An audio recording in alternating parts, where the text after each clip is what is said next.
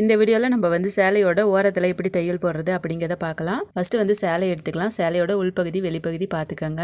First வந்து நம்ம சேலையோட உள்பகுதியில் நேராக வெட்டி விட்டுக்கலாம். அதுக்கப்புறம் நம்ம வந்து உள்பகுதியில் அடையாளம் போட்டுக்கலாம். இந்த இடத்துல பாருங்க, மேலே சின்னதாக நம்ம வந்து ஒரு தடவை மடிச்சுக்கலாம். 1/4 இன்ச்சுக்கு அளவாக மடிச்சுக்கோங்க. அதுக்கப்புறம் திருப்பி ஒரு தடவை மடிச்சுக்கலாம். 2 தடவை மடிச்சுட்டு நம்ம வந்து தையல் போடணும். இது வந்து இந்த அளவு தேவைப்படுற அளவுக்கு நம்ம வந்து மடிச்சுக்கலாம். நான் வந்து சின்னதாக மடிச்சிருக்கேன். இதே மாதிரி நம்ம கொஞ்சம் கொஞ்சமாக மடிச்சுட்டே தையல் போடணும். இப்போ நம்ம வந்து ஒரு சைடு தைச்சிட்டோம். இதே மாதிரி இன்னொரு சைடும் தைக்கலாம். நீங்கள் வந்து கட் பண்ணும்போது நேராக கட் பண்ணலை அப்படின்னா அது வந்து உங்களுக்கு தைக்கும் போது கோணலாக தான் வரும். நீங்கள் ஃபஸ்ட்டு நேராக கட் பண்ணி எடுத்துட்டு அதுக்கப்புறம் நீங்கள் ஓரம் அடிச்சுக்கோங்க. உங்களுக்கு வந்து சேலை ஓரம் அடிக்கிறப்ப நேராக வந்துடும். அதுக்கப்புறம் வந்து நீங்கள் தொடர்ந்து ஒரே அளவில் தைக்கணும். அப்போ தான் உங்களுக்கு வந்து பார்க்கறதுக்கு அழகாக இருக்கும்.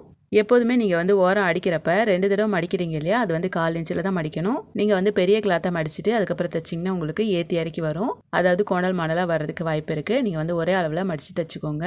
அப்போ வந்து உங்களுக்கு ஈஸியாக வரும். இப்போ நம்மளோட சேலை வந்து அழகாக ஓரம் அடித்து எடுத்துட்டோம். இந்த வீடியோ பிடிச்சிருந்தா மறக்காமல் லைக் பண்ணுங்கள். இதே மாதிரி டெய்லரிங் வீடியோஸ்க்கு இந்த சேனலை ஃபாலோ பண்ணிக்கோங்க.